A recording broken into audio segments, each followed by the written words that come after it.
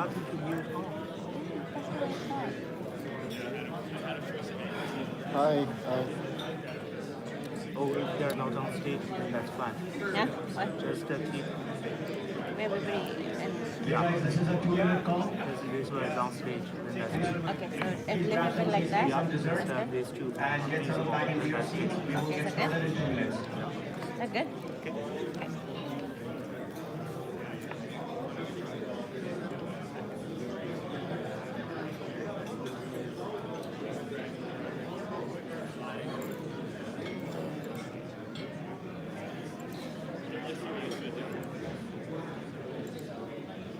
Is there a registration or something? Am I supposed to register somewhere? Oh, I already told them. Oh, okay.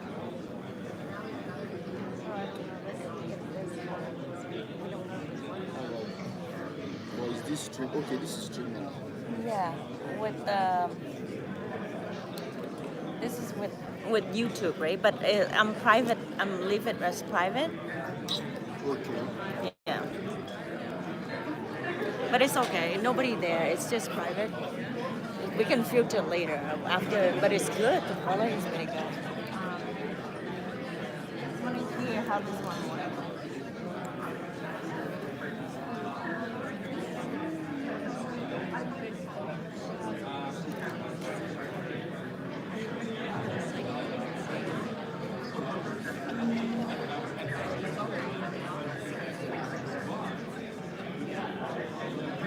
Now you can see me, right? Huh? Now you can see me. Yeah, I can see it like Yeah, this. perfect. And you can see the screen share as well. Yeah. This one? Yeah. Perfect. You can Good? see both. This is good. Is that good? Good? Okay. I need you to keep Everybody. putting other people's off the stage. Oh, yeah. Good. Not wrong. Yeah, yeah. Oh, no, no, no. Okay, I will do that. Okay, good? Perfect. Okay, good. Okay, no worries. We need more capacity. Well, you're welcome.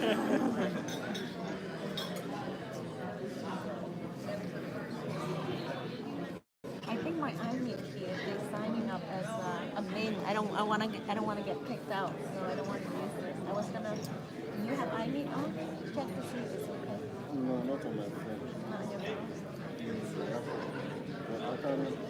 No, this I was gonna use. I forgot to turn it on. This is Here's I don't want to kick out. Yeah, I don't want to. Because once I sign this in, I get this guy kicked out. Yeah. So I don't want to do that. I don't want to risk it. I forgot. Okay, guys, please get settled in.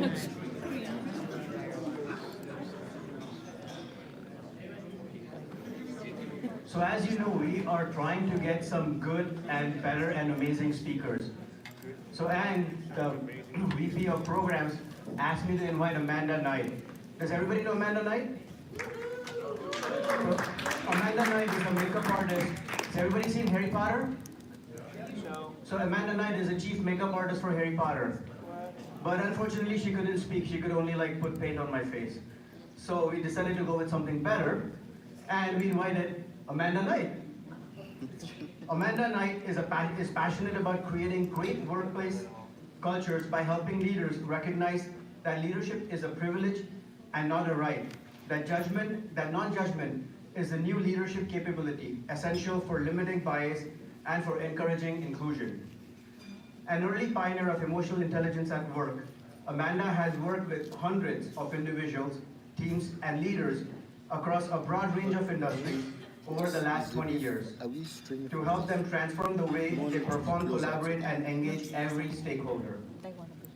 In her personal life, Amanda likes to golf, and her favorite golf course is the Gold Coast in Maui.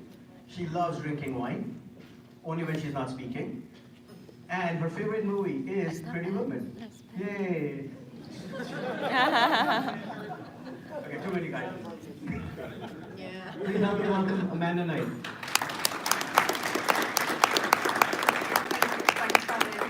Can everybody hear me? I just want to check that this mic's working okay. Yeah? Awesome. When I was chatting with Baron earlier about my bio, he said it was really boring and too work focused. So I had to suddenly come up with what was my favourite film.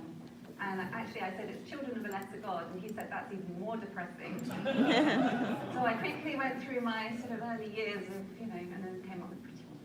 Mainly because Julia Roberts sings Kiss in the bathtub, which I thought was just a really cool thing to do. Anyway, we're not here to talk about Julia Roberts, we're here to talk about stakeholder influence using the relational lens. And this is something that I've been passionate about for I don't know how long. Well, it's about 20 years, and since we kind have of gives this, away a little bit we can of my leave this age. for them to download. So we can focus So what I wanted to do is really help you understand and go a little bit deeper into what do we mean by relationship and how do we really truly influence somebody, particularly when they're not doing what you want them to do, which I imagine for a lot of you is a daily occurrence, probably, yeah. Who actually loves their stakeholders? Who doesn't like their stakeholders? Who hasn't put their hand up yet? Okay. Well, as project managers, and I'm sure most of you are aware of this model. This is the educational model for the Project Management Institute. And essentially what it's talking about is there are 3 core capabilities that make a great project manager. One is obviously that technical ability to be able to run your project, to actually do the day-to-day tasks and work and structure that has to happen to make a project work really well. But also as a project manager, you need to have that business and strategic focus. And on the third part of the triangle is leadership, which is the bit that we're going to talk about this evening, because for me, this is the bit that actually makes or breaks the success of a project. You can be running your project as technically brilliant as you can. You can have a great strategic reason for why this project's really important, but ultimately if the people aren't doing what you want them to do,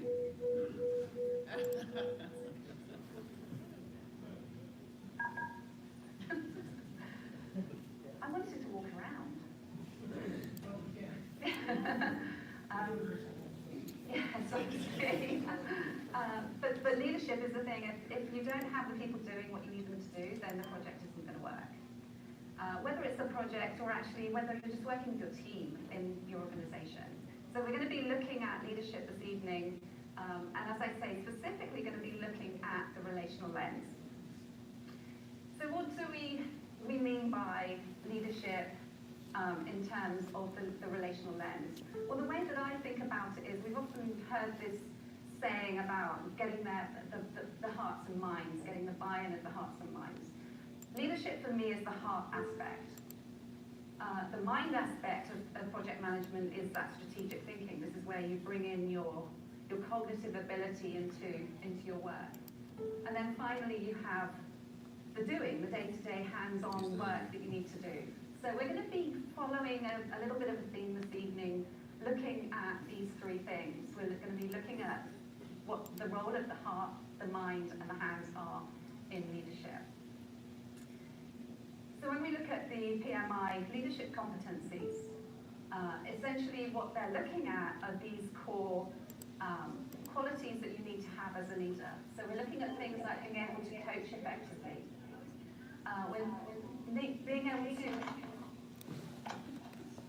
manage conflict. That's weird.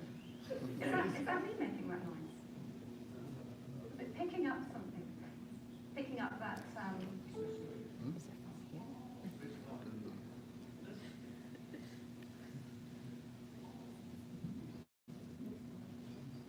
So I can't use this one. It's a label mic, the phone mic getting Okay. Bear with me. Technical issue.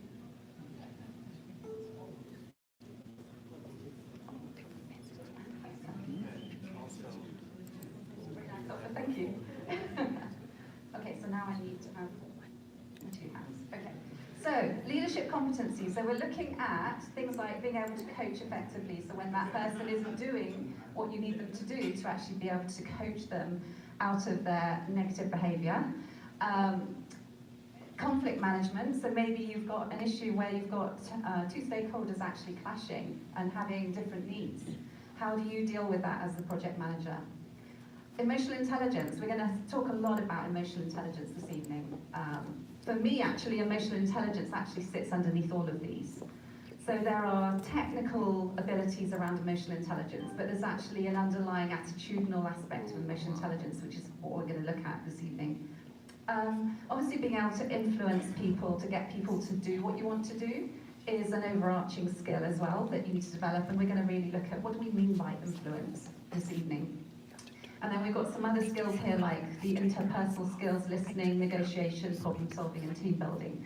So all of these, for me, feed into actually influencing, using our emotional intelligence. So that's essentially going to be the flavour of what we're going to talk about this evening.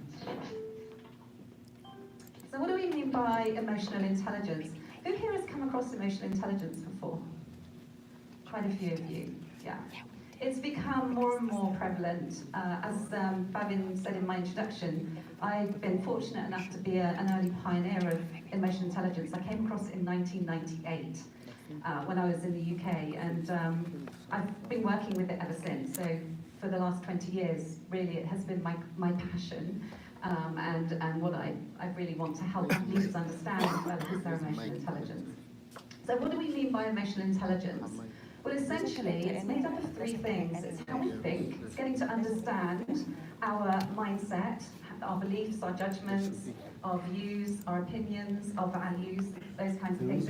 It's stuff that goes on in our brain. We need to understand what that is so that we can present it in an effective way. It's also about how we feel, hence emotional intelligence, and really understanding how our emotions actually drive our behaviour. Whether we like it or not, we're human beings, not human doings, and we actually feel whether or not we'd like to think that we feel. We do feel, and those feelings come out in all of our... Thing going on over here. It's an I meet, and it's a leadership very much thing over here.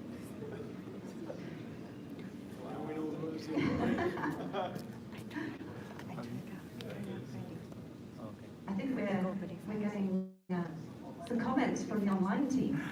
Yes. All good? Okay.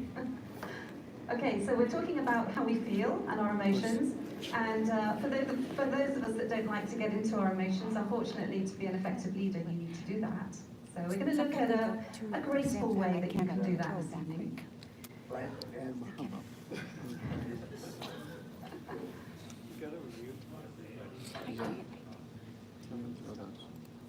All guests have been muted. You can unmute your line by pressing *6.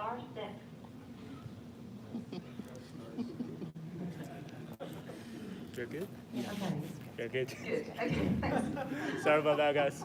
Okay, so emotional intelligence is about how we think and it's about how we feel. And those two things combined lead us to how we act, our behaviours, our choices and decisions that we take.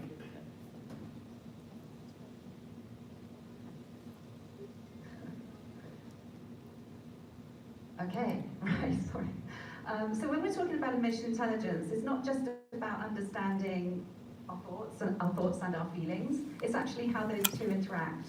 For some of us, we actually think before we do anything. So we have a thought comes into our mind and that drives how we choose to behave. For others of us, we actually feel first. So we're actually driven very much by our emotions. Some people are very emotional, others are much more cognitive. And then there's some of us that are actually doers, that don't like to think or feel too much and actually just be busy and keep doing stuff and it'll all be okay. But ultimately, emotional intelligence is about the combination of these two things. And essentially what we're doing is once we understand our thoughts and our feelings, we can actually have more choice about how we then act and decide and behave. Until we actually get out of the automatic way of thinking and automatic way of feeling and become more self-aware in the moment of what we're thinking and feeling, then we can be more choiceful about it. So emotional intelligence is about being choiceful about how you show up. So I want to share with you a model of emotional intelligence, and this is a model that my mentor back in the UK actually built built upon this model. Dan Goleman is the guy that sort of brought emotional intelligence into the public domain back in '95 with his book on emotional intelligence. And he came up with a model that has 4 cornerstones of emotional intelligence. And my mentor actually added a deeper layer to it. So that's what I'm going to share with you this evening. And my mentor's name is Tim Sparrow, and what he identified at the time when Dan Goleman's book came out, having been a psychologist and psychotherapist for about 20 years, he was like, well, this isn't new stuff. This is what I've been working with for 20 years or so anyway. So what he did was look at some framework that he could build around emotional intelligence to help people understand it. And back in the 80s, there was a guy called Howard Gardner who was out of either Stanford or Harvard, I'm not sure which one. But his job was, or his research was around what makes kids smart. And he was really interested in what makes us as human beings intelligent. And he came up with about 7 pieces of criteria that create an intelligence, for something to be deemed an intelligence, it has to meet these 7 criteria. And he identified that there were 7 ways that we can be intelligent as human beings, or that kids can be smart at. And the first 3 make up our IQ. So the first 3 are our mathematical logical intelligence, our verbal linguistic intelligence, and our visual spatial intelligence. And those 3 combined make up our IQ. He also said that we can actually be intelligent with our bodies, so we can have a bodily kinesthetic intelligence, and we can have a musical rhythmic intelligence.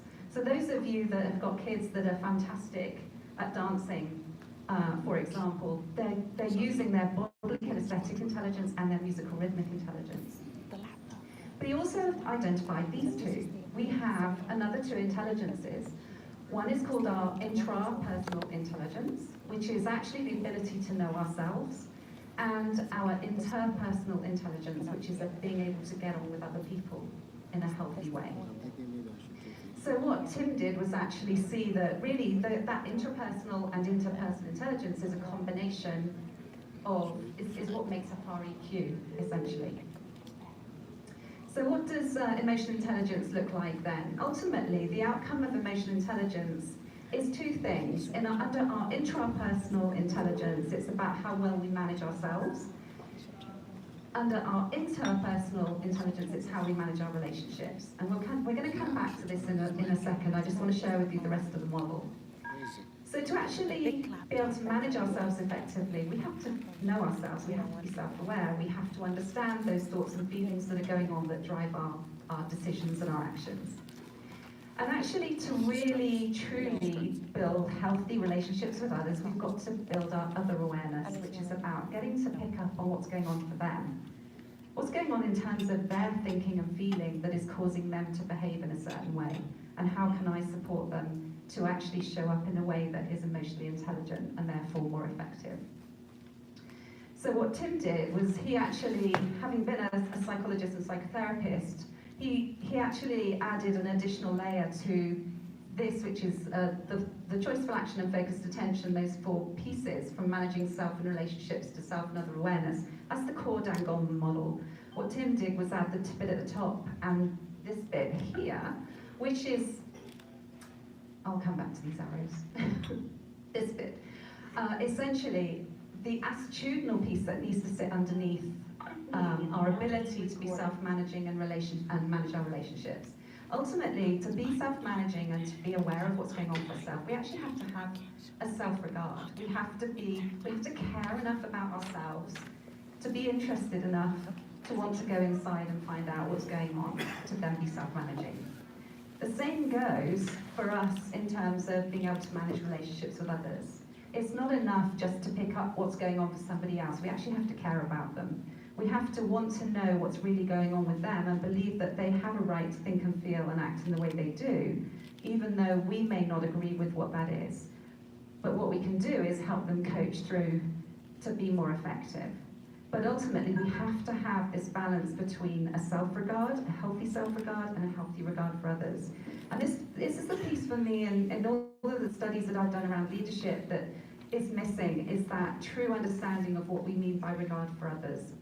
And the way I think about it is, when you think about the Tibetan monks that were actually imprisoned and who they actually had regard for their jailers because they understood, even though they didn't, want to be within the position they were in, they understood the role that the jailers had. And the role that the jailers had was driven by where they had come from, and it was part of their own upbringing, their environment that led them into those roles. So they weren't judging their jailers. They were actually able to understand where they were at and actually build more effective relationships with them because of that. So we're going to talk about judgment and non-judgment tonight. Really what we're looking at when we're talking about non-judgment is I don't judge myself, I have a healthy self-regard, and I'm not going to judge you either. I have a healthy regard for you. I may not like what you do, but as a fundamental aspect of you being a human being, you have as much right to be here on this planet as I do. And coming from that basis, then we can actually build really healthy relationships. So the causal arrows here that you see, if you look at the top one there, managing relationships, this is what we're talking about when we're looking at stakeholder influence. We're looking at those relationships that need to be managed to enable the projects to be implemented effectively. But if you follow the causal arrows all the way back, essentially, to actually create those healthy relationships, you need to address each of the other quadrants or cornerstones in the model. So for example, let's say you have that conflict between two stakeholders. Something's going on and you're the arbitrator, you're being brought in, you've got to somehow get them to somehow meet in the middle and find a common ground.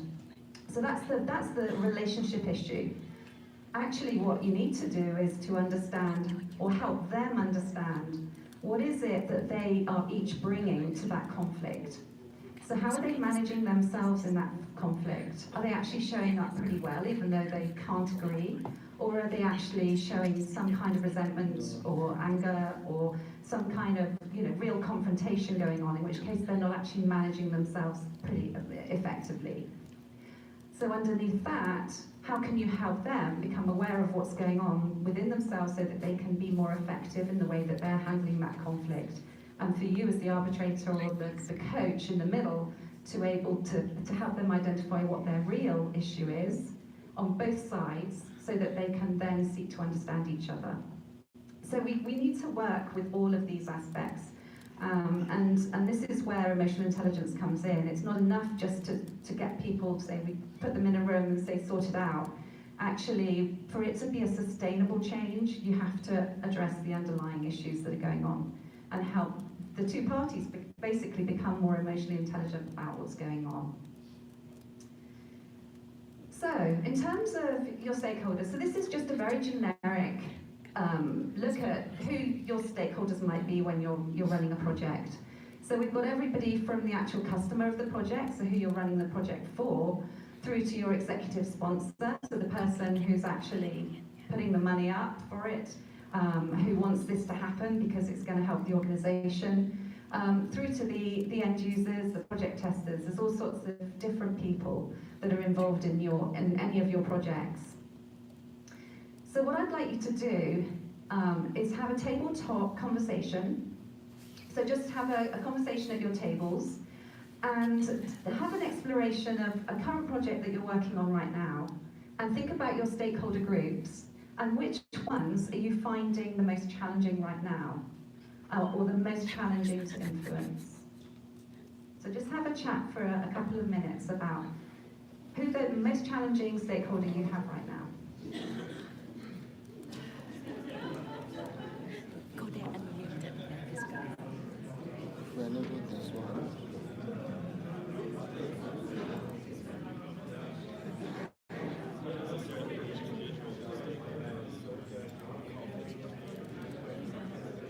How's the YouTube? Okay, do you want me to enable? No, you go.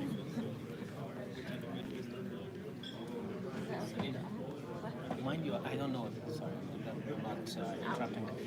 Have you muted the actual laptop? The Yeah. tablet? No, this laptop is muted. Oh. Yeah, but they cannot hear because the other laptop is mute.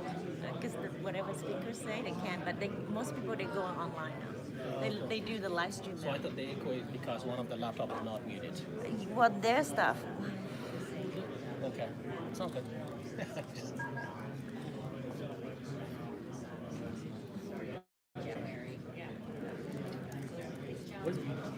What is what's his name?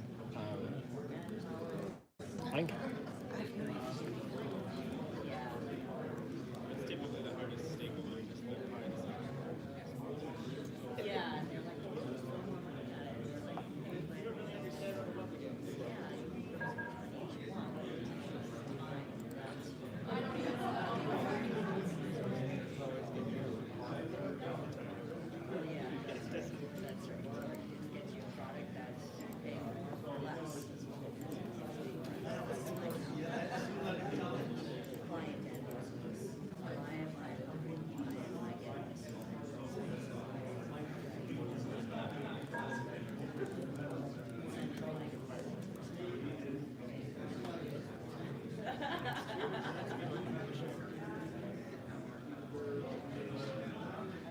Well, they just red crayon it, I guess. Is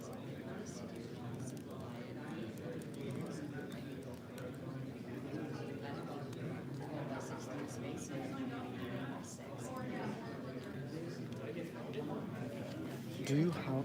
Okay, no. no. So the YouTube is working. A lot of people they shut off their phone and then they go to YouTube. We have 11 people join. Oh, on YouTube. Okay. Yeah, totally. That's good. I think the echoing. I don't know where the echoing is. Well, I've enabled the Only this one or the that mic. one? Or only one mic? Only one mic. Yeah, so how many are? I So turn off we everything. can maybe turn off. Hold on. When she starts speaking, It there's can be feedback. echo. Then we'll Turn turn off. it off. We'll turn these off. People can hear us talking. Yeah. Yeah, you should mute yourself now. Yeah, we should. Oh yeah. Oh yeah. Yeah. Wait, YouTube way better. Good. Yeah, YouTube way better. Oh, okay. Yeah, YouTube looks better. Yeah, I think with this.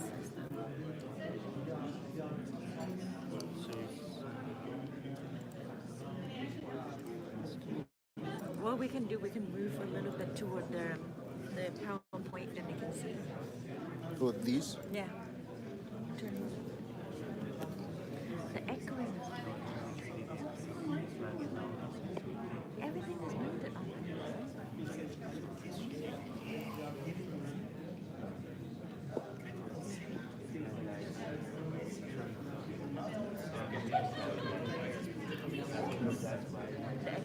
Okay. So I'd like to hear from a couple of tables about who kind of challenges But you you're experiencing unmuted. right now I've with unmuted. stakeholders. I unmuted. So who'd like to share their Yes. thoughts? Yes. Who would like to share something about a challenge that you're experiencing right now?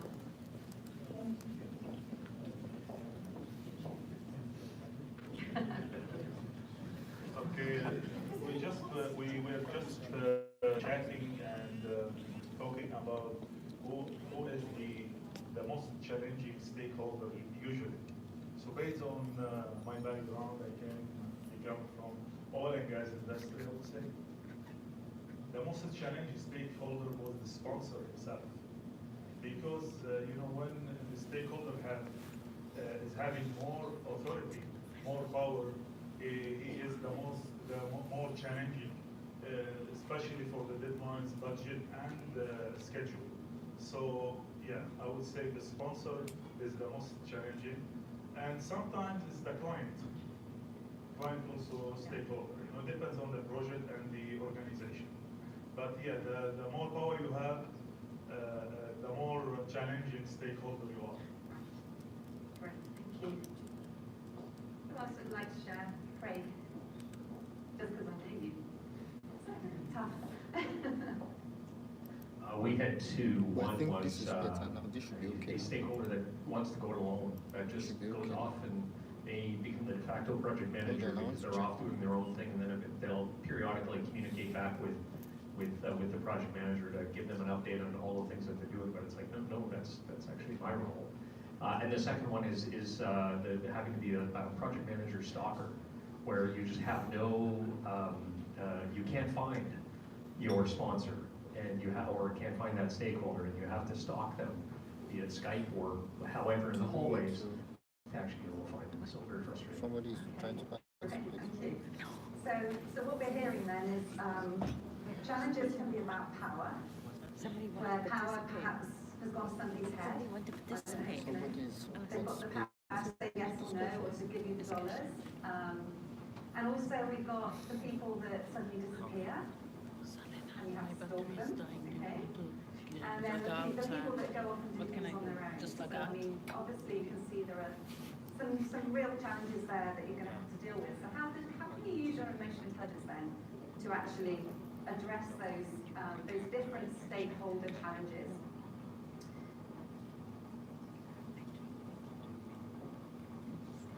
Go for it.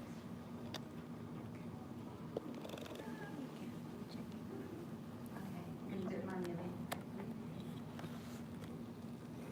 Ow. My slides went.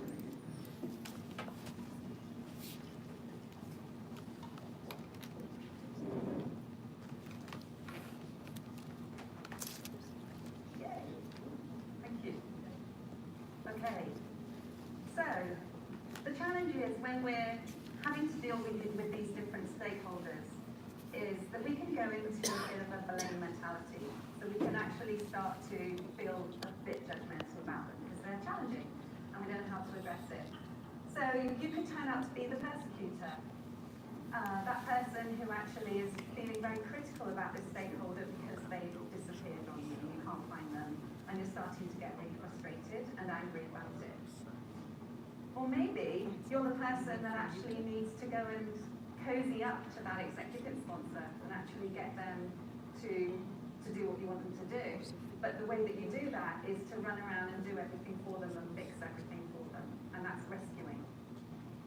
And then one of the positions that we can take when we get into blame is that we can actually fall into feeling like a victim. Oh my God, this project has gone to hell in a handbasket. How am I gonna deal with this?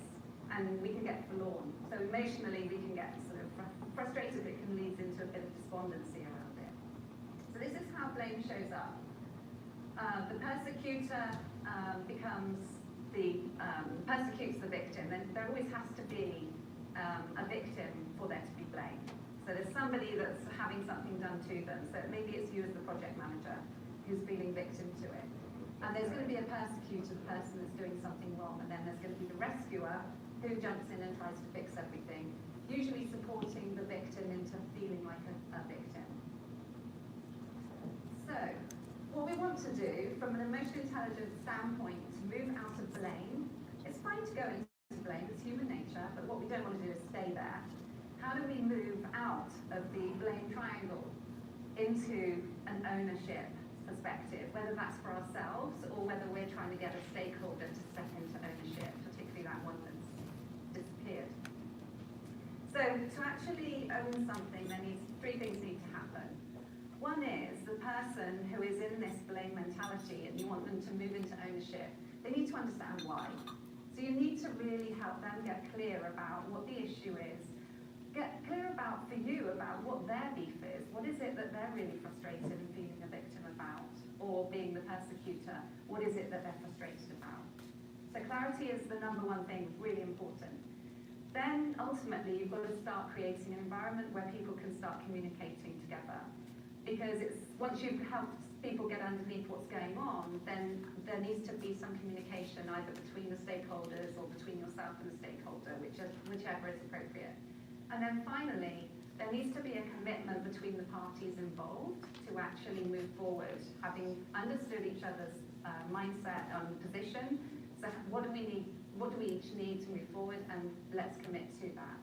And your role as project management then is to be the person that supports that commitment and follows up and makes sure that people live up to those commitments. So tonight we're talking about influence, so we're talking about stakeholder influence here. So what do we really mean by influence? And I always love looking underneath the deep meaning of words. And for me, influence is a fascinating one. So the definition here from the Merriam-Webster dictionary is, influence is to affect or change someone or something in an indirect but usually important way. And for project managers, I imagine this is why influence is such a critical skill for you, because ultimately, for a lot of you, you don't have these people reporting to you. You've got to influence them indirectly.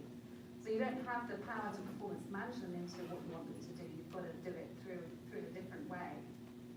But influence is about changing somebody or something in an important way.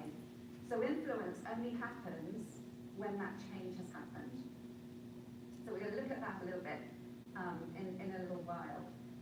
But actually, the root of the word influence comes from influere, the Latin influere, which means to flow in.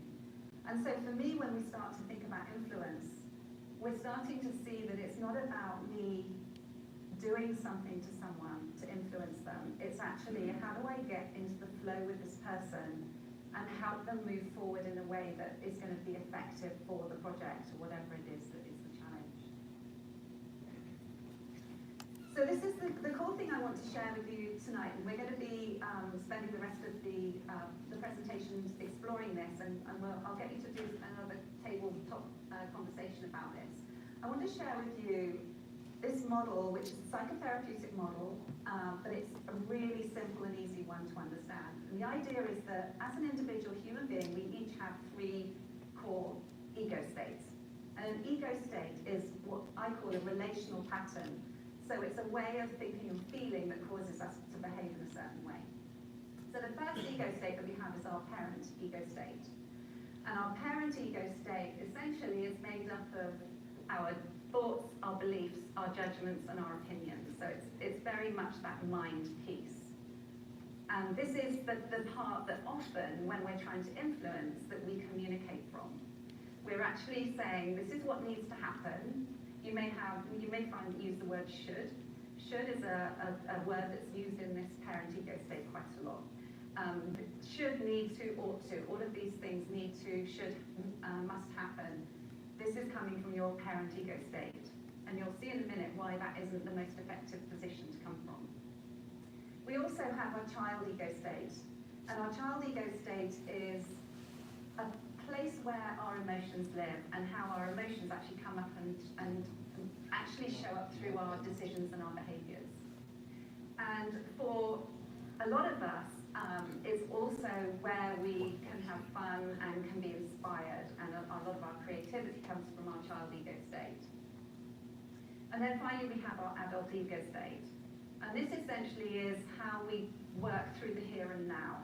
And it's a way to actually ensure that we're communicating in a non-judgmental way. The challenge is, if we're not communicating from our adult, we're actually communicating from our parent, then we're going to come across in a judgmental way, as we can when we're communicating from our child.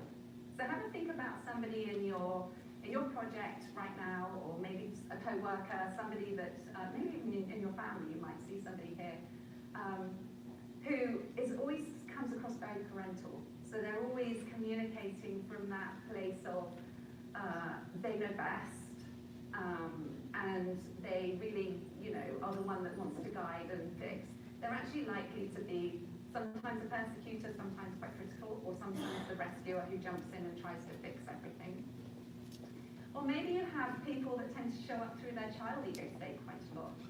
So they actually like to be guided and directed, and they don't take that ownership that they need to take. But they sometimes you sort of wish they would just grow up. So I'm sure you've probably got people in your life that you can see that fit this model. So in the Successful Relationships Questionnaire is an emotional intelligence-based questionnaire that I developed back in about 2006. And this is, I actually explore the ego states in the SRQ. And so if you take the online questionnaire, it'll actually give a suggestion of which of the dominant relational patterns you are most likely to live through, based on your upbringing, your beliefs, the way you handle your emotions. So essentially what we're looking at here, the top 3, overprotective, encouraging, and critical, those are all parental relational patterns. They're from the parent ego state. The idea is that 2 of them are unhealthy and 1 is healthy. And what we want to see is that ultimately, when we're coming from our parent ego state, we're coming from that encouraging place. And we'll take a look in a minute about what the qualities are of coming from that encouraging place. But more often than not, people are either going to be overprotective or they're going to be critical. They're going to be the rescuer or the persecutor. The bottom 3 are the child ego state relational patterns. So the healthy position is the free position. And what we can do is either swing out of that into complying, which is the compliant, following the rules, not liking to make waves relational pattern, or it can be the rebellious, go it alone. Your stakeholder that was going it alone is being the rebel and just going off and doing their own thing. And then the adult relational patterns are interdependent and facilitating. So essentially what that means is to be truly healthy in an emotionally intelligent way, we need to be interdependent. We're not overly independent and we're not too dependent on others. We are able to live in our relationships in a healthy balance where our needs are met, but so are the needs of the other person. So how we show up needs to be interdependent, and the way to show up to communicate is by having that facilitative approach. So we're going to take a little look, I think. So you'll see here, that's just following the hearts, minds, and hands piece. Yeah. So what does the overprotecting relational pattern look like? So as I said, this is the person who jumps in and tries to fix everything. It's the mother hen team lead who doesn't actually allow his or her team to actually take risks because ultimately there's a trust issue. Often people that have the overprotective relational pattern are people pleasers. They actually want to be everything for everybody, hence the need to run around rescuing everybody. And they're very much concerned that people can't look after themselves or can't, they're worried about if someone takes a risk that they're actually going to be able to carry through with it. So they tend to protect them from themselves. So in terms of influence, when you have somebody, even if it's in yourself or you're dealing with a stakeholder who comes from this pattern, what's happening is they're likely to avoid the tough conversations because they really don't want to upset people. And so they're not going to be comfortable holding people accountable. They're also likely to struggle to delegate, so they're going to take on too much. They're overprotecting, they don't think everybody can do the job, so they'll actually tend to do more of it themselves. And they will tend to worry and over-dramatize things, so they can be quite emotional in that way. The criticizing relational pattern, this pattern is about being problem-focused rather than solution-focused and more pessimistic around what's going on than optimistic. Very strong views about what needs to happen, what should happen, tends to actually believe that they're right all the time. And because of that, often mistrusts people and likes to have control because otherwise the job won't be done properly. So the influence busters here are that they're likely to have very high standards for themselves, absolutely, that's the initial premise, but ultimately that flows out to everybody else. They hold these high standards that everybody else has to stand up to. They tend to communicate in a critical tone, which ultimately is going to be demotivating. And also, they rarely are able to celebrate success. They're always looking at, so that project was 90% on schedule, what happened to the 10%, rather than actually celebrating the fact that how amazing was it that we did achieve 90% with what we had to deal with. And then we have the complying pattern, likely experienced as someone who is very much about conforming to rules, not a risk taker at all, nervous about doing new things, and lacks self-confidence. Scared of making mistakes, so they will tend not to do stuff because they're actually scared of doing it wrong and worrying what the impact will have, and therefore likely to procrastinate. So I imagine you've probably got some ideas of some stakeholders there that might fit into this. And they're always waiting for permission from somebody else. So they won't take that risk. Their influence busters are that they'll put up, from a project management, if you're a project manager that you're aware that you can slip into this relational pattern, you're going to be putting off following up or chasing others on their expected delivery. You might give them the benefit of the doubt once too often. And and also struggle to manage upwards to actually hold the people like that executive sponsor accountable, because there's this sense of hierarchy rather than actually, you know what, we're two adults and we should be able to work this out. And then tends to avoid stretch targets for themselves or others. So everything's going to be low risk. And then finally we have the rebellious relational pattern. So the rebels are likely to be seen as stubborn, resistant to change, definitely want to do it their own way, go off in a very selfish and petulant way, not considerate of the impact that's therefore going to have on other people. So not thinking about the fact that they've disappeared, that there could be all these people actually spending and wasting time trying to work through the project without them. And they're also likely to just rebel against the rules just because that's the stubborn, that's the rebels side of it. So they're influence busters. They're going to get impatient and frustrated when things don't happen quickly enough or in the way that they want it to happen. And so they are going to go it alone and leave others to their own devices. And finally, they'll bend the rules when it suits them. So they don't like it when other people bend the rules, but they like it when they bend the rules. Okay, so can I have the handout, the first handout, please? So we've got a handout for each table, so there should be a sheet for everybody. And what I'd like you to do, if you're comfortable, have a tabletop discussion. If you'd rather just talk in text, feel free to do that as well. And what I'd like you to do is look at those 4 relational patterns that we've just explored and look at what's getting in the way of you building healthy stakeholder relationships. So think about it from your own perspective. Which stakeholder are you having a challenge with? And is it their pattern or your pattern that's actually getting in the way? Or maybe it's both. So a little bit of self-reflection needed here about how you may be showing up in the relationship rather than you just seeing it in their behavior. So have a conversation either at your table or in pairs. Think about that stakeholder that you're challenged with. What's the unhealthy relational pattern you're seeing?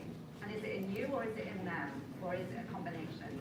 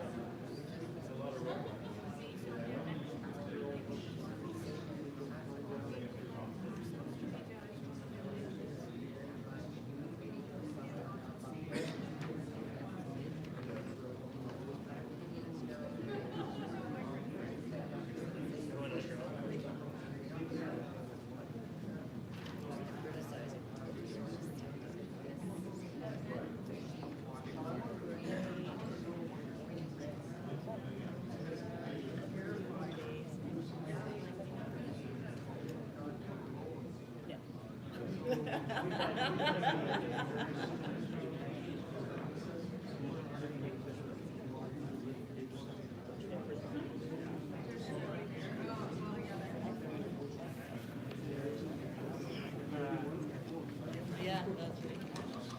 Yeah.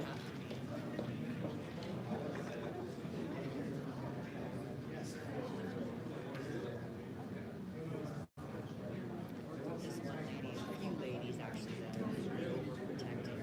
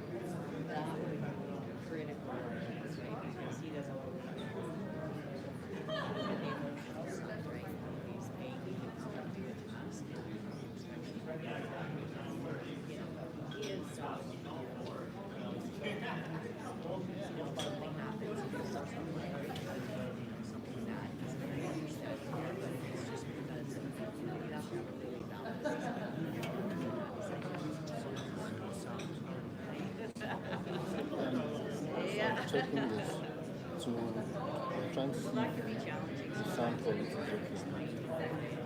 There's an audio cable there, but it's not the one I was looking for. So I don't, the microphone, where is the microphone? How is it connected to the speaker?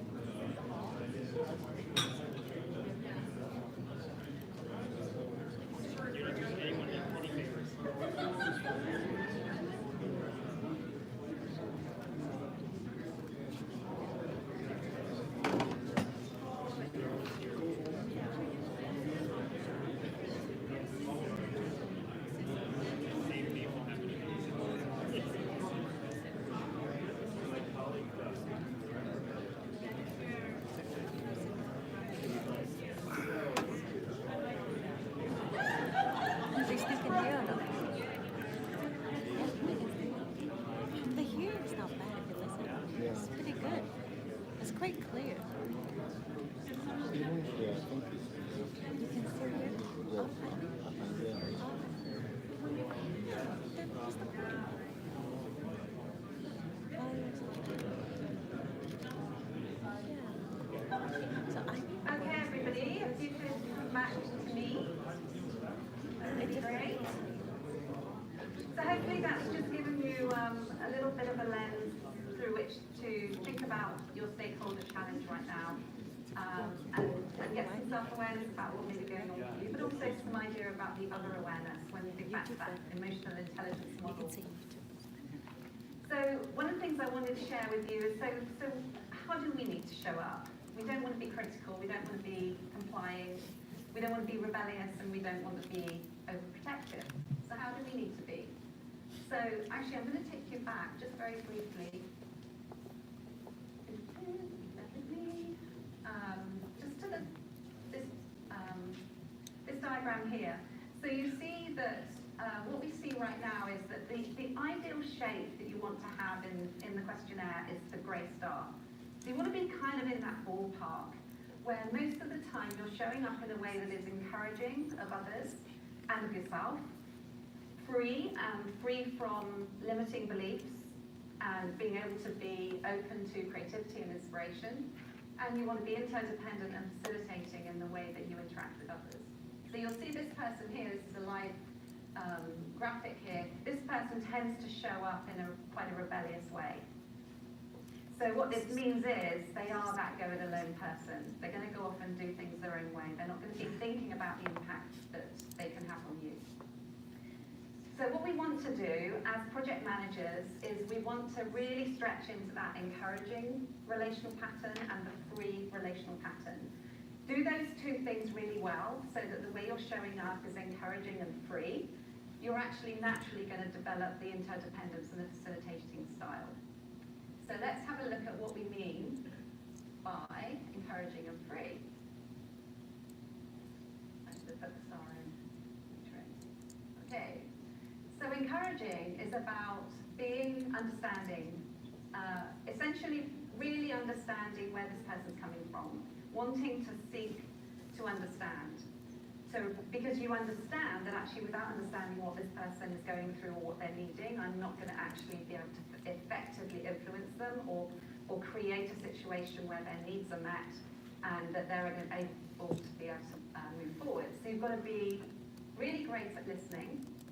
I would say listening for me is the #1 leadership skill apart from being non-judgmental. You have to be non-judgmental ultimately, but being a good listener, and I don't mean just by, nodding your head and looking like you're a good listener waiting to speak your next piece, but actually truly listening to the person and hearing what they have to say, not just in terms of their words, but their body language and picking up energetically what's and to actually be caring and supportive, want to help. You actually really want them to be successful. This is coming from that deep sense of regard for the other. I want to help you be successful on this project, not just because it's going to help me be successful, but because I want to help you show up in the best way that you can show up. It's really coming from that desire to stand for everyone's success. You've got to be comfortable with being uncomfortable, actually, with other people's feelings. So when somebody is ranting and raving or bursting into tears, can you sit with that emotion? Can you sit with that energy and be okay with it so that that person can feel heard, but then be able to move the conversation on in the appropriate way? And also, ultimately, do those two things. You're going to be experienced as someone who is a positive, non-judgmental influence, and you're going to build trust with people, and they're actually going to want to do more for you because of that. Be curious. So this is the free part of it. Curiosity. You've got to be good at asking great questions that really get underneath what's going on. That's probably the listening is the primary skill, and then great questioning is number two. Very quickly follows up number two. And make this whole thing fun, rather than it be something that is, that we have to sit down and have this conversation. Bring something playful into the conversation if you can. Something, we're going to talk a little bit in a few minutes about what your vision is for your project, and actually how you tap into inspiration, because inspiring people is actually about connecting with them at an emotional level, and you do that through your child ego state. So we're gonna look at that in a second. So bringing humor and fun is important. Believing in possibility, believing that we may not have the answer, but somewhere there's the answer. So you're not problem focused, you're solutions focused. So this free aspect. Be open and transparent. Be open about what's going on for you. Be comfortable sharing about what's going on for you in terms of the project and how it's challenging for you that this person isn't delivering. Being open and transparent is going to provide, it's going to build trust in that relationship. Be excited and enthusiastic about what's going on and why it's important for this person to be brought in. And a way to pick up where someone's at is to actually look at their language. So when we were looking at the blame triangle earlier, with victim language, when somebody's in victim mode, they're actually giving their power away. So your role as a project manager is how to help this person become powerful again so that they can take ownership and really stand up and be successful. So you want to invite them to take their own power back, which is essentially what your role needs to be. So if we look at a couple of these statements, you might hear something like, between two stakeholders, well, that work group, they never listen to what we need. It's always about them. What the owner language is, rather than they never listen, is we don't feel heard by you.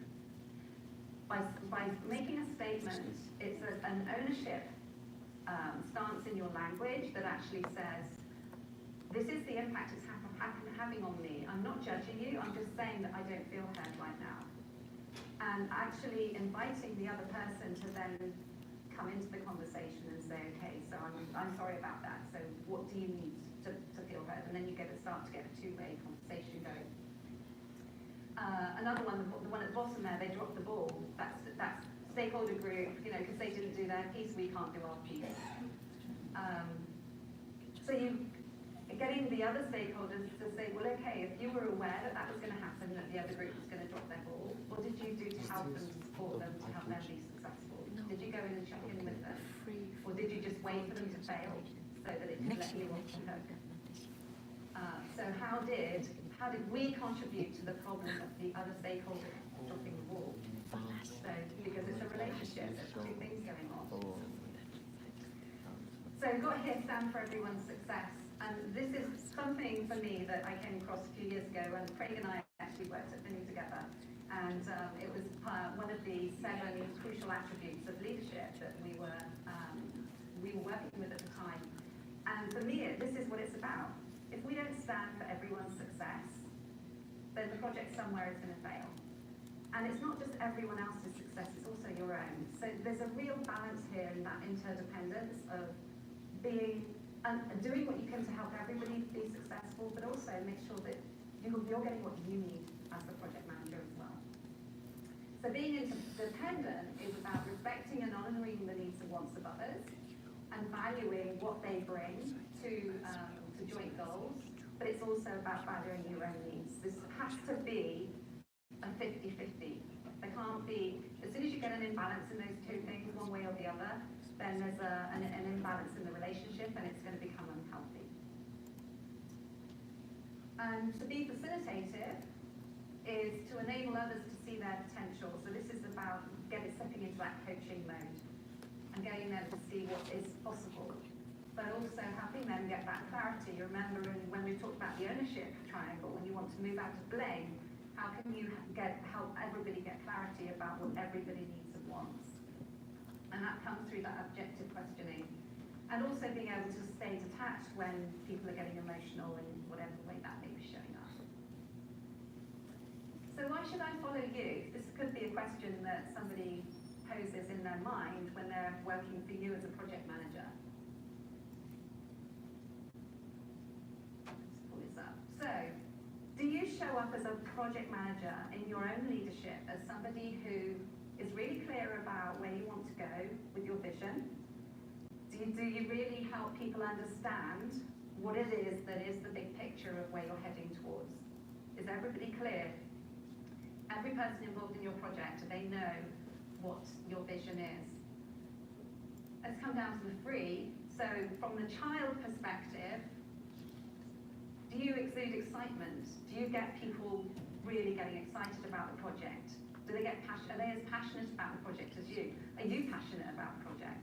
If you're not passionate about the project, but you're the project manager, it's going to be very hard to get people to really buy in. And then ultimately, does everybody know what's expected of them? So how are they actually going to go about delivering on what you want them to deliver? So ultimately, what we're looking at between yourself and another person to have a healthy, emotionally intelligent relationship, ideally, you want to all be in that encouraging and free and adult integrated place. But that rarely happens, because we've all got our stuff, we've all got our conditioned beliefs, we've all got our emotional patterns that we get triggered by occasionally. But ultimately, this is what a healthy relationship looks like. Between me and you, we are aligned. We understand, we see the same picture, we are aligned in our values, we see the world through the same lens. In terms of our child relational patterns, we're able to connect through fun, enthusiasm, and inspiration. And we actually communicate in an integrated way. Both of us communicate from our integrity, from a place of balance, coming from our encouraging relational pattern and our free child. Those have to happen. And ultimately, if yours is, let's say for example, something happens, I'm the project manager and something happens to a stakeholder and they're really upset about something that's happened, can I zip up into my encouraging relational pattern to support them, to listen, to hear where they're at, but to ultimately bring them into that adult place where they can actually get back to balance, because that's the role. And ultimately, can the other person do that for me as well? So that's a healthy relationship. So could I have the last hand up? Thank you. So what I'm going to do is pass around something that I'd like you to have a look at that really gets you to think about, in your position as a leader, as a project manager, what can you do to enhance that challenging stakeholder relationship that you have right now? How can you become more encouraging and free in the way that you communicate with them, so that they actually can become owners and actually step up and be successful as well? So what can you do to enhance the challenging stakeholder relationship you identified, and what advice does everybody else on the table have? So pick one of the conversations that you've had and explore, so how, from what you've heard this evening around emotional intelligence, what could be a way to show up in a different way to actually help this person, this stakeholder, get on board?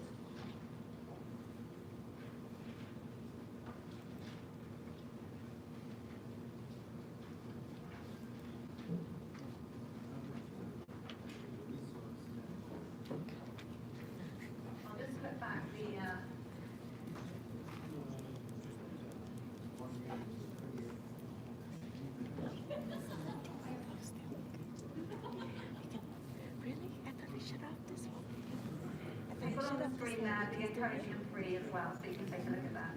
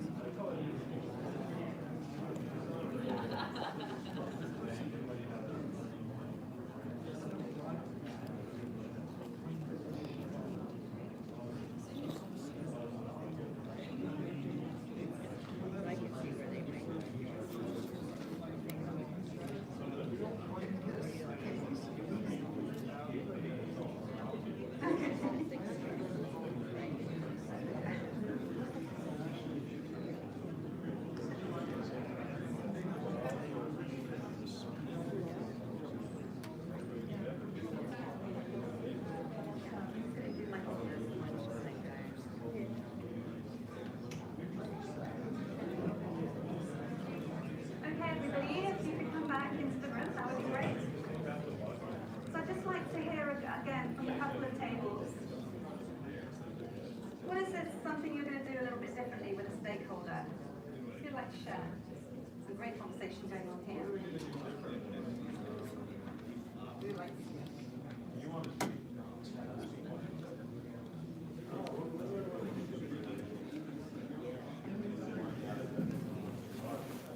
Just one thing.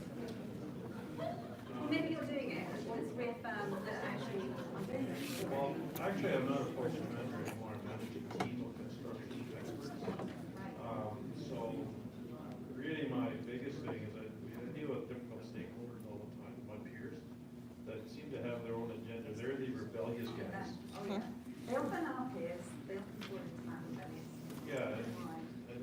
a few people on my, yeah, that's right, it was your job, right? And I've had a few people on my team that I managed that wanted to do their own thing, and I want to do it. We're gonna be consistent, I'm not saying we'll have to be clones of one another, but we're gonna be consistent in what we do.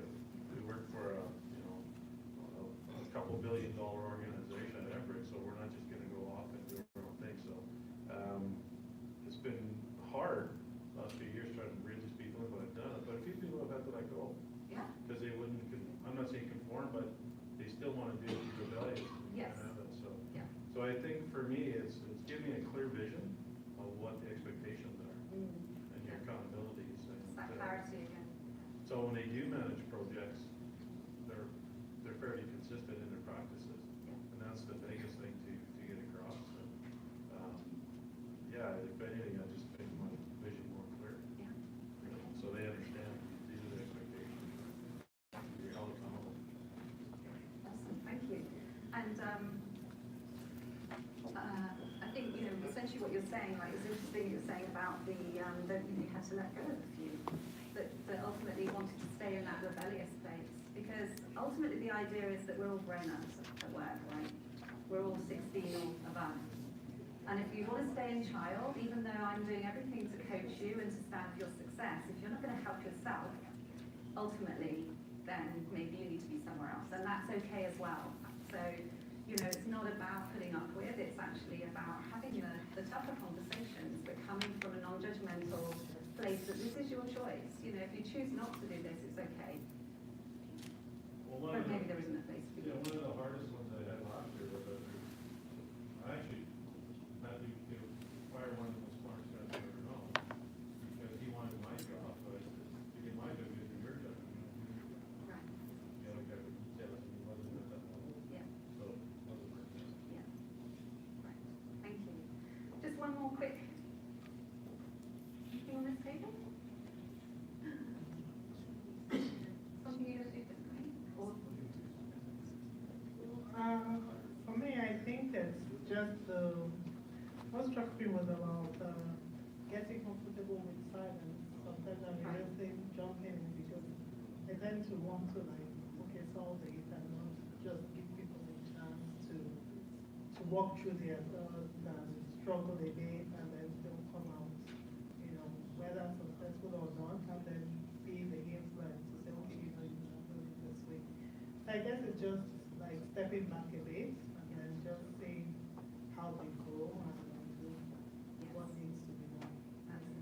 great. Thank you. Thanks.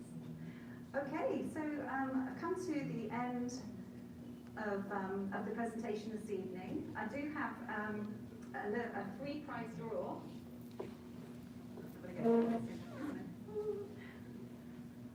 So what I would like to do is, if you are willing to give me your business card, and for those of you that are online, if you would email Ang with your email address, name and email address.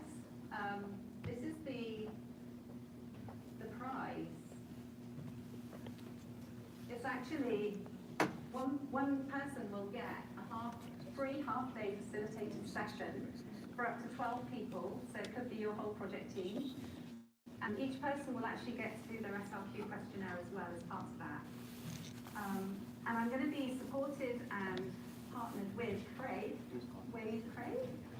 So Craig and I worked at Finning together, and I've asked him if he would like to support me on this half day. So you get the two of us. You get double duty for a half day session. So if that sounds like something that would be useful for your organisation or for your own project right now, then please just put in your business cards on your table into a little pile. We'll collect them and we'll put them with the email addresses from the online team as well. And if you'd rather just get my newsletter about how leadership's privilege, then please feel free to give your business card for that as well. Okay, and we'll announce it probably at the end of the evening, or if we're still waiting for the online people, then we'll contact the winner. Okay. Okay. So how many?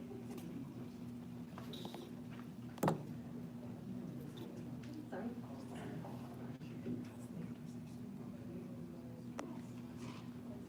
Oh, it's just the one session, so there'll be one winner.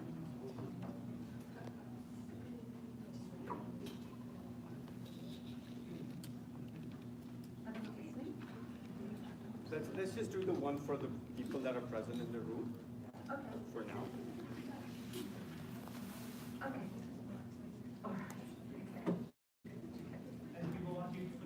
Has everybody had a chance to put their business cards in there?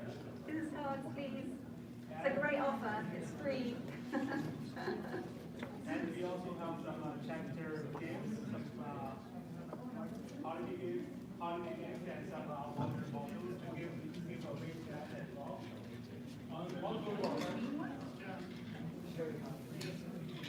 You shouldn't even think of it. Shall I lay a name on this? Yeah, just strike the line.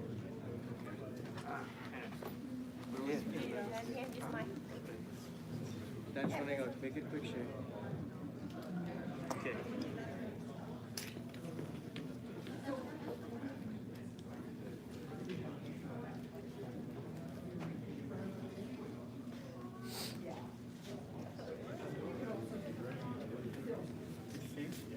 So just to wrap up then, does anybody have any questions or comments that they'd like to make?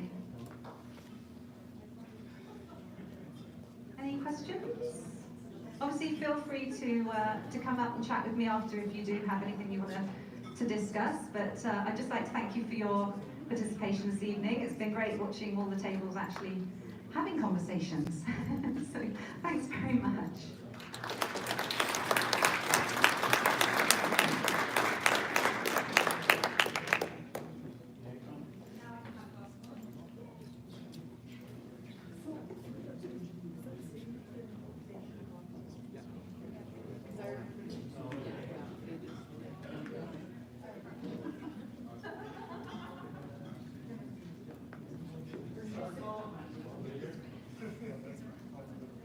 Only one card per person's accepted. Shake it hard. We are our guest speakers. And the lucky winner is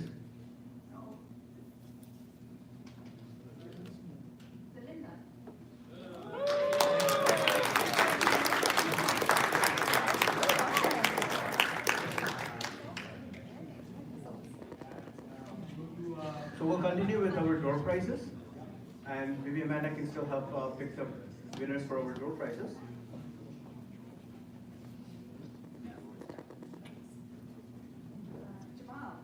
Jamal. Jamal, you get a door prize. Okay, no, you have to be here. That's the whole idea for door prize. Yes. No proxies. Okay, we'll go with the next one.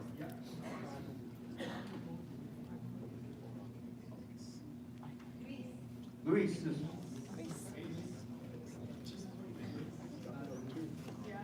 What's the last name?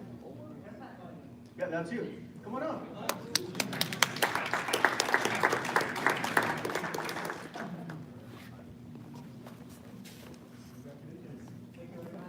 Lucky winner for our bottle.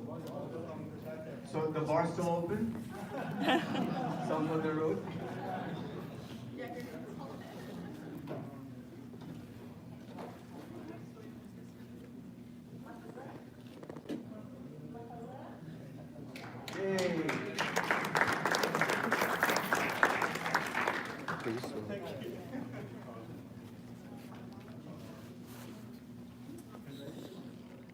We got one more? 3 more. Awesome. We have 3 more. Go for it, Amanda.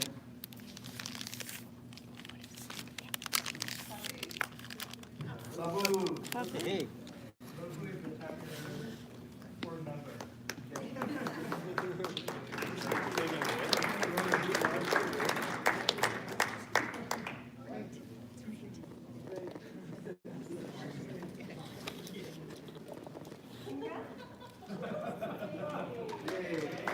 And you can have your McDonald's card back.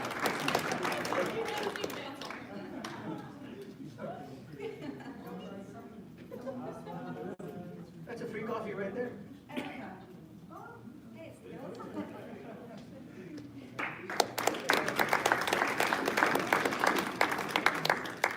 That everything?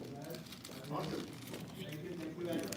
And thank you. thank you very much, Amanda, for that lovely presentation. It was quite a learning there. So with that, Ang, I would like to invite our chapter VP of Programs to thank Amanda.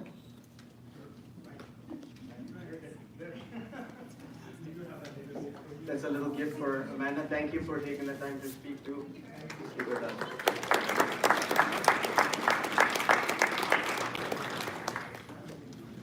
With that, I would like to thank each and every one of you for being here tonight. We have had some amazing turnout lately, and I want all of us to help keep it up. So thank you everybody for being here, and thank you for being patient, and I know we had some technical difficulties, so we'll work through that. One of the things somebody told me was I forgot to introduce myself. My name is Bhavin Mehta. I am the dinner director, and so if you have any suggestions or any input about the chapter dinner meetings, any questions, feel free to email me, dinnerdirector@pminsc.com. I also want to thank all our volunteers once again, because without the volunteers, it is extremely difficult to make this happen and to make it a success. Ang, who is our VP of Programs, we have some new volunteers here at registration. Our newest volunteer, Basima, who is taking lovely pictures, and she's okay if we make dad jokes tonight because her dad's right here in the room. She said she won't pretend to laugh. I also want to thank Nate for accommodating and putting up with this lovely catering, and we had a lot of last minute changes and requests with different dietary requirements, and Nate was quite happy to accommodate that, so I definitely want to thank Nate, and Chef Frederico, who had to leave early, but want to thank him for putting up this lovely menu for us. Also want to remind everybody we have a lovely seminar on December 6th. If you haven't had a chance, please look at the website and go ahead and sign up for that. There are 6 PDUs. It's by Christy Sieski and Michael Mellenberg. It's on December 6th from 8 till 4 at Chateau Louis Hotel and Conference Center. The price is $250 for members and $300 for non-members. So please take a minute to look at the PMINSC website and find the link to the seminar, and please try and attend the seminar. It is going to be very interesting. It's leading through change. Our next chapter event is on December 9th at the Rec Room. So does everybody know the Rec Room? So we're going to have laser tag, and that's when you get to pick on Ang.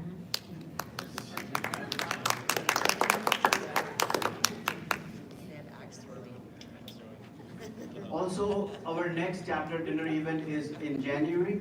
Our guest speaker there is Craig Morgan, who is also here tonight. And Craig wants to give some highlights about what he's going to talk about. Can't wait, what? I'm so excited. So one of the challenges that we have to take away from Amanda's presentation is that idea of the challenge that we have of engaging our stakeholders. And to be able to get them to commit to our project. Some of our projects are big and exciting, and some of them are kind of dull and boring. And so it's to be able to better engage them in our projects. And one of the ways that we can do that is through story, the art of storytelling.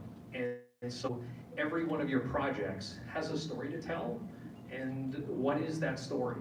So in January, come one, come all, bring friends and family and coworkers, and we're going to walk through a discussion and a conversation about how you can use storytelling to be able to engage your stakeholders and really get them to commit and support your project and to see the vision of your project. So the title of it is Every Project Has a Story, What's Yours? And look forward to seeing you in January. Thank you.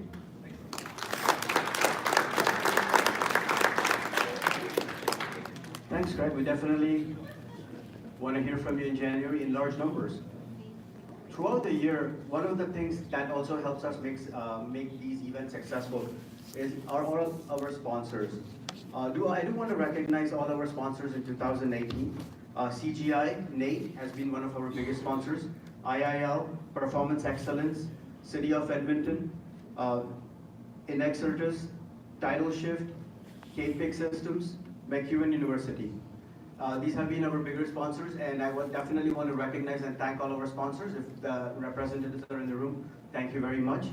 Also, there are more sponsorship opportunities. There are some forms on your table. And if you would like to sponsor, or if your organization would like to sponsor a future event or chapter dinner meeting or conference, please let any of us know, Bilal, myself, or Ang know, and we definitely appreciate and welcome that. With that, once again, I want to say thank you, everyone, and have a great night.